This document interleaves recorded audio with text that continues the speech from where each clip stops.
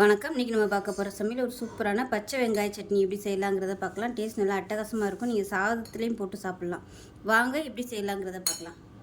சின்ன mixie jar எடுத்துக்கலாம். இதில் பார்த்தீங்கன்னா ஒரு 15 சின்ன வெங்காயம் சேர்த்துக்கலாம். இதுக்கு பதிலாக நீங்கள் பெரிய வெங்காயம் சேர்க்குறனாலும் சேர்த்துக்கோங்க. 10 பல் பூண்டு சேர்த்துக்கலாம். இது கூடவே 5 மிளகாய் சேர்த்துக்கலாம். 1 டேபிள் ஸ்பூன் எள்ளு, 1 டேபிள் ஸ்பூன் வேர்க்கடலை சேர்த்துக்கலாம்.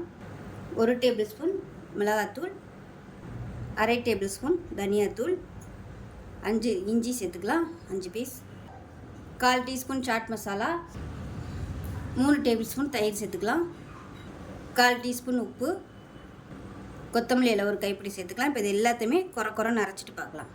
இப்போ பாருங்கள் அரைச்சாச்சு. ரொம்ப நைஸாலாம் அரைக்கணும்னு அவசியம் இல்லை. இப்போ ஒரு பவுலில் மாற்றிக்கலாம். தண்ணியெல்லாம் நான் ஊற்றலை. அந்த வெங்காயத்தில் உள்ள தண்ணி பசையே போதும். இப்போ எல்லாத்தையும் வலித்து நம்ம பவுலுக்கு மாற்றிக்கலாம். இப்போ பார்த்திங்கன்னா எண்ணெயில் வெறும் சீரகம் மட்டும் தாளித்து இப்போ இந்த சட்னியில் கொட்டிடலாம். அவ்வளோதான். இட்லி தோசை எல்லாத்துக்கும் தொட்டுக்கலாம். சாதத்துலேயும் பிசைஞ்சு சாப்பிட்டா சூப்பராக இருக்கும். ஸோ ரொம்ப சிம்பிளாக இருக்கும். டேஸ்ட்டு அட்டகாசமாக இருக்கும். செஞ்சு பாருங்கள். செஞ்சு பார்த்துட்டு எப்படி இருந்துச்சுங்கிறத சொல்லுங்கள்.